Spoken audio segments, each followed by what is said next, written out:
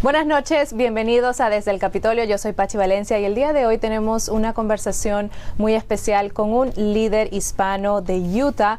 Quiero que conozcan a Carlos Moreno. Él es concejal del condado de Salt Lake City en Utah y vamos a hablar de muchos temas desde Venezuela hasta el reciente asesinato de Charlie Kirk que sucedió precisamente a 30 minutos de donde Carlos es el consejero. Así que vamos a hablar no solamente de su historia, sino también de cómo está percibiendo actualmente las tendencias políticas en los jóvenes, no solamente de Utah, sino también a nivel nacional. Así que voy a darle la bienvenida a Carlos. Gracias por estar aquí en Desde el Capitolio, es un placer. No, gracias por la invitación, un honor. Gracias. Carlos, me contaste que el eslogan de tu campaña en noviembre fue Estados Unidos no es un sueño, sino un milagro. Eso creo que ha resumido un poco la experiencia de vida que tienes porque eres originario de Venezuela. Sí, totalmente. Yo estaba pensando qué podía hacer mi campaña y el eslogan y algo que me definiera. Y estaba pensando mucho y decía, bueno, este país para mí ha sido un milagro total. Entonces no es un sueño, para mí es un milagro. Y es por eso que pegó mucho el eslogan y América no es un sueño, América es un milagro. Para quienes no lo conocen, cuéntanos qué pasó en Venezuela, por qué te catalogaron como un perseguido político al ser tú un estudiante. En el 2009 yo terminé la escuela de Derecho, decidí venir a Estados Unidos a seguir mejorando mi educación, estudié Ciencias Políticas aquí, estudié Seguridad Nacional y Gerencia en Desastres, pero en ese tiempo, en ese año 2010, 11, 12, 13, los jóvenes venezolanos empezaron a protestar en contra del socialismo y el comunismo en Venezuela. Tanto fue así que el régimen empezó a crear represión a estos jóvenes y muchos de ellos fueron asesinados a la plena luz del día. Esto causó una conmoción a todos los venezolanos que vivíamos afuera y los que viven adentro. Entonces creé una organización que se llamaba Estudiantes Venezolanos en el Exterior para denunciar todo lo que estaba pasando en Venezuela afuera, en donde yo estaba, en los Estados Unidos. Me invitaron al Congreso de los Estados Unidos, al Senado, a la Organización de Estados Americanos, a la ONU para hablar de esto. Pero un día amaneció y vi más de 1000 mensajes de texto en mi teléfono. Amigos, familia, gente escribiéndome que lo que había pasado la noche anterior. Llamo a mi papá y la noche anterior el presidente de la Asamblea Nacional en televisión nacional me acusa por conspiración y traición a la patria. Diosdado Cabello. Que en aquel momento era Diosdado Cabello. Y de la noche a la mañana me convertí en un perseguido del Estado y no me quedó otra opción que aplicar asilo político en los Estados Unidos. Y eso me dejó, no era el plan que yo tenía, no era el plan de mi familia, nunca fue el plan de quedarme aquí en América. Pero con el tiempo asimilé mi situación y decidí comenzar una nueva vida y este país tan grande y tan maravilloso que me dio la oportunidad de estar aquí y de servirle. Y ahí es donde te vas a Utah y ahí decides residir. ¿Es así como empieza, digamos, tu vida también política? Empecé como estudiante allí en Utah. Me convertí en el primer latino electo presidente de los estudiantes de una universidad. Tuvieron que cambiar los bylaws de las universidades porque nunca alguien que no fuera ni residente ni ciudadano lo había logrado. Entonces ahí empecé a ganar liderazgo en la comunidad y con la gente y con los estudiantes y todo, y empecé a entender cómo funcionaba el sistema y cómo podía yo servir a las personas aquí. Yo me gradué de abogado, vengo de una familia de buenos políticos y dije, bueno, si ya estoy aquí, tengo que empezar a hacer política aquí. Y ahí es donde nació mi idea de servir la comunidad e involucrarme más en los partidos políticos americanos. Claro, y ahora desde ya va a ser, ¿cuánto? 10, 11 meses que estás ahora como concejal del condado de Salt Lake City. Quiero que le cuentes a nuestra audiencia qué de especial tiene este condado. El condado es muy especial, es muy diverso, sobre todo mi distrito. Mi distrito es compuesto por 7 ciudades, más otros territorios que tiene el condado, que no pertenecen a ninguna ciudad. De esas 7 ciudades, la mitad son muy americanas y la otra mitad son muy diversas. Hay gente de todas partes del mundo que hacemos vida allí. Entonces le da a mi distrito algo muy especial, que tengo lo mejor de los dos mundos, o de los diferentes mundos. Entonces tenemos un distrito donde, por ejemplo, una ciudad donde el 52% de la población es latina, en una parte de mi distrito. Tengo una ciudad donde la mayoría de la población, el 90%, es anglo o americana. Entonces hay que saber hacer política en todo mi distrito, y eso es lo que lo hace muy diferente. Ahora, en estas últimas semanas, con el reciente asesinato a Charlie Kirk, que sucedió a 30 minutos de donde usted es concejal, cuéntenos cómo se vivió ese día. Todavía es una pesadilla para todos nosotros. Es una pesadilla porque Utah es un lugar muy pacífico. Es un lugar donde la gente se siente en casa. Tú llegas a cualquier aeropuerto de Estados Unidos y no vas a encontrar lo que encuentras cuando llegas al aeropuerto de Utah. La gente que vive en Utah no sale nunca de Utah porque le encanta el estado. ¿Por qué te lo digo? Porque es un estado muy tranquilo, es un estado donde tú te sientes parte de algo. Es como una gran familia. Y para nosotros eso fue un golpe durísimo. El estado se conmovió totalmente con lo que pasó. Nunca habíamos tenido una situación similar en el estado. Nunca pensamos que pudiera pasar algo en el estado así. O sea, nunca nos lo imaginamos. Fue algo que derrumbó a toda la comunidad. Tanto fue así que todavía hasta el sol de hoy hay vigilias, oraciones. Nuestro estado es muy creyente. Hay personas con una fe ferviente. Y por eso reaccionó de una manera tan especial, como tener las vigilias, la fe ante una tragedia como esa. ¿Cuál fue la postura de los hispanos que viven en Utah sobre este asesinato? Porque muchos inmigrantes venezolanos como usted saben lo que significa el ataque político, la violencia política, el querer silenciar a voces que solamente abren el debate público, y esa falta de tolerancia. ¿Cómo lo vivieron esos hispanos de su condado? Un déjà vu total, porque muchos de nosotros venimos de países violentos o donde hay regímenes que no permiten tener disidencia o voces diferentes, y fue vivir un déjà vu de lo peor de lo peor de nosotros, ¿no? De estos regímenes que destruyen familias y vidas por pensar diferente. Y yo recuerdo una llamada con mi hermana. Me emociona un poco porque mi hermana me llama y me dice: ¿viste lo que pasó en la universidad? Lo que está pasando. Estamos todos en desconcierto. Ya había sucedido la tragedia y los dos nos pusimos a llorar por teléfono, porque nadie quiere que alguien tenga un final tan trágico como ese, en especial alguien que lo que hacía era compartir ideas, lo que creía, lo que pensaba, de una manera pacífica. ¿Ustedes ya habían visto alguna tendencia de las universidades, de los centros educativos en Utah, que nos comenta que es un estado ultraconservador? No suele haber ese tipo de violencia de ningún tipo, y más aún ideológica. Sin embargo, me comenta usted que ya habían visto ciertos comportamientos, ciertos grupos que estaban influyendo de manera negativa en estos centros educativos. Totalmente. Lo vengo denunciando desde hace años. Muchos políticos y muchas personas en Utah piensan que lo que estaba diciendo era exagerado, o de pronto que no podía pasar en Utah, pero hay muchos grupos de izquierda que están yendo a las universidades, están creando clubes dentro de las universidades para adoctrinar a nuestros estudiantes con doctrinas de izquierda, y doctrinas que son totalmente contrarias a los valores occidentales o a los valores pacíficos que nosotros vivimos en el estado. Por ejemplo, tenemos un club que se creó en la Universidad de Utah, que no sé de dónde sacan el dinero, habría que preguntarles, pero ellos llevan estudiantes de la Universidad de Utah hasta Cuba, los dejan por unos días allá, por un mes, 15 días, y vuelven a la Universidad de Utah. Entonces, me llama mucho la atención porque eso pasó en Venezuela.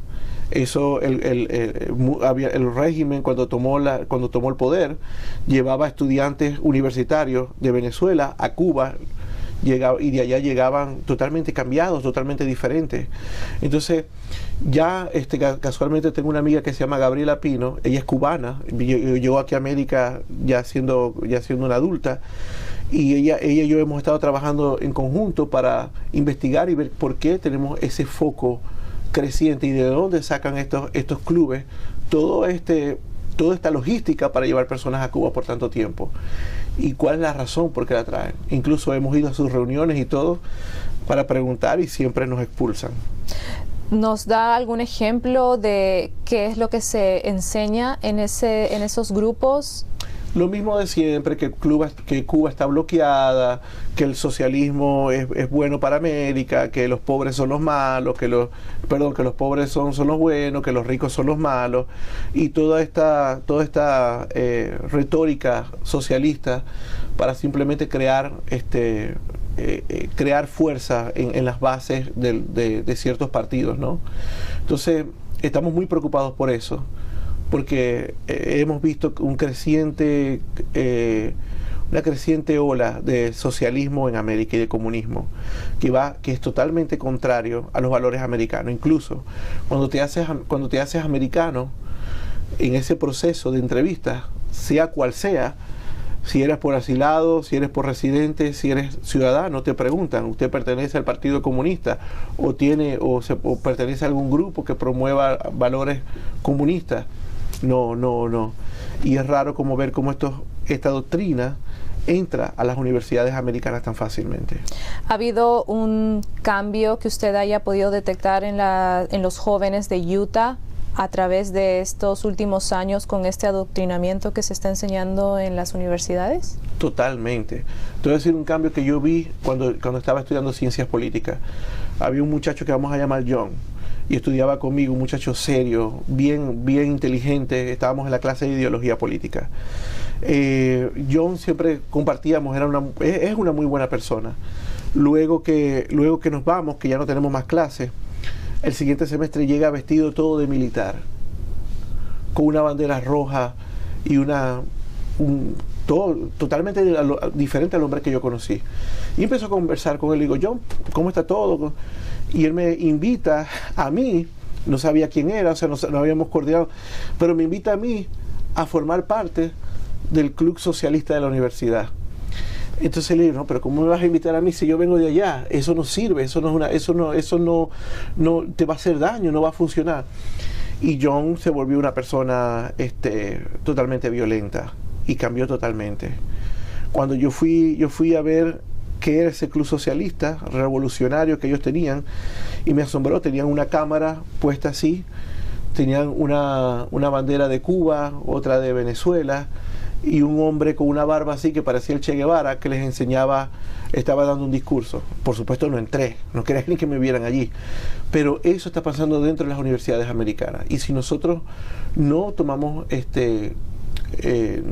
responsabilidad de lo que está pasando, pronto va a ser muy tarde.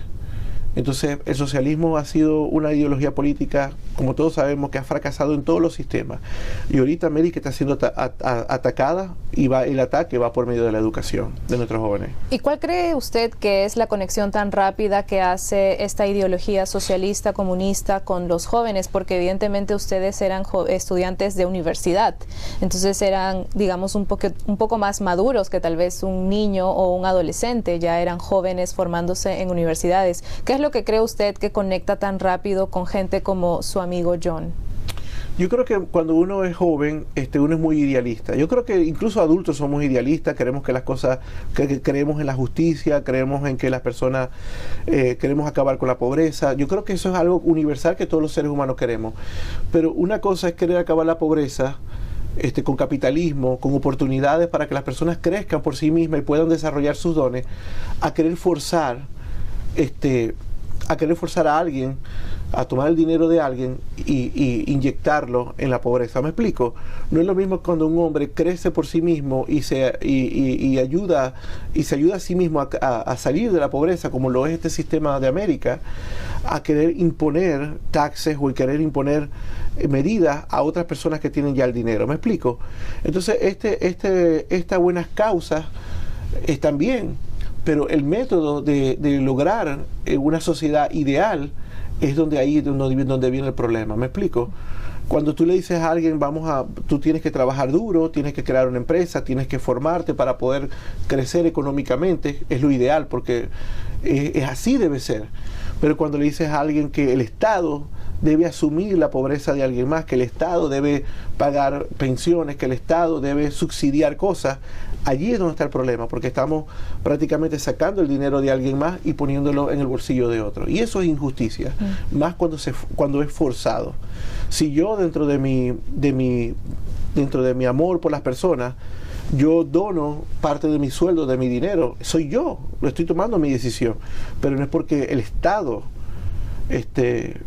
obliga a alguien a hacerlo. Entonces, yo creo que el socialismo está lleno de buenas intenciones, como doctrina, pero la manera de llegar hasta a esas buenas intenciones y a esa sociedad ideal, tienen que hacer muchas cosas para poder llegar allá. Ahora, Carlos, ahora te encuentras en Washington, D.C. con una comitiva de más de 30 personas, líderes hispanos de Utah, entre pastores y empresarios que han venido al Congreso a plantear qué específicamente a los congresistas, qué es lo que están buscando. Bueno, primeramente yo creo mucho en la participación ciudadana. Creo que en América es la constitución mundial que dice "We the people", nosotros la gente. Y yo creo en los cambios desde el grassroots, desde la gente, ¿no? Entonces, una de las cosas que queremos es hacer conexión con nuestros legisladores, de que nuestra gente en la base, nuestra gente de a pie, conozca a sus legisladores y tenga esta experiencia de estar en Washington, D.C. Mientras otros llevan a Cuba a la gente, aquí no necesitamos salir de América para enseñarles lo maravilloso que es este país. La otra cosa que estamos promoviendo es que estoy presentando a un grupo de pastores que vienen en el grupo, que organizaron una asociación de pastores cristianos en el estado de Utah, algo que está agarrando cada vez más fuerza, y que ellos quieren organizarse para poder influir en la comunidad de manera positiva, servir mejor a la comunidad y, por supuesto, poder tener cierta influencia en las decisiones que se toman. Traje un grupo de comerciantes y dueños de negocios que también están maravillados con el One Big Beautiful Bill, por todos los beneficios que tienen para sus negocios y para la gente. Traje líderes comunitarios que están involucrados en la parte social. Sobre todo tengo una ciudad en mi distrito que exporta, llamémoslo así, o que tiene un gran problema de delincuencia juvenil. Entonces, esta parte social afecta mucho a mi distrito. Traje un grupo de vecinos y personas que están allí para trabajar directamente con los congresistas, ya que el Congreso cuenta con diferentes programas, planes y cosas para poder trabajar en mi distrito en cuanto a eso. Una de las cosas que me llamó la atención fue que uno de sus miembros de esta comitiva también trajo una lista casi advirtiéndole a los congresistas sobre lo que está sucediendo ahora en Venezuela con el Partido Socialista. Totalmente. Una de las misiones que tenemos como inmigrantes y de estar en este país, advertir lo que ya hemos visto nosotros en la cruda realidad, ¿no? Entonces, parte de este grupo vino como exiliados venezolanos para traer y alertar a los congresistas de las cosas que están pasando en Venezuela y denunciar al PSUV, que es el Partido Socialista Unido de Venezuela, como el principal artífice de la desgracia que tenemos en Venezuela, y de allí se alimentan todos los grupos de terror del régimen de Nicolás Maduro. Todo lo que es el SEBIN, las agencias de inteligencia con que persiguen a los disidentes políticos, toda esa maquinaria represiva y de terror es financiada y es alimentada por el Partido Socialista Unido de Venezuela. Entonces, la propuesta es que el Partido Socialista Unido de Venezuela sea considerado un grupo terrorista como Hezbollah, que es otro partido político, y no es algo que estamos inventando, simplemente vamos a ponerle las cosas a su nombre. El Partido Socialista Unido de Venezuela es un grupo terrorista, es el que alimenta al Cartel de los Soles, es el que alimenta a toda esta maquinaria de terror creada por el régimen de Nicolás Maduro. ¿Y cómo ha venido siendo la respuesta de los legisladores frente a las propuestas? Muy buena, incluso ellos han dicho que la administración Trump está adelantando algunas cosas que vienen en camino. No te sé decir cuáles serán, pero creo que vienen muy buenos cambios positivos en Venezuela. Yo no le puedo desear a otro pueblo, en especial donde nací, que tenga la libertad.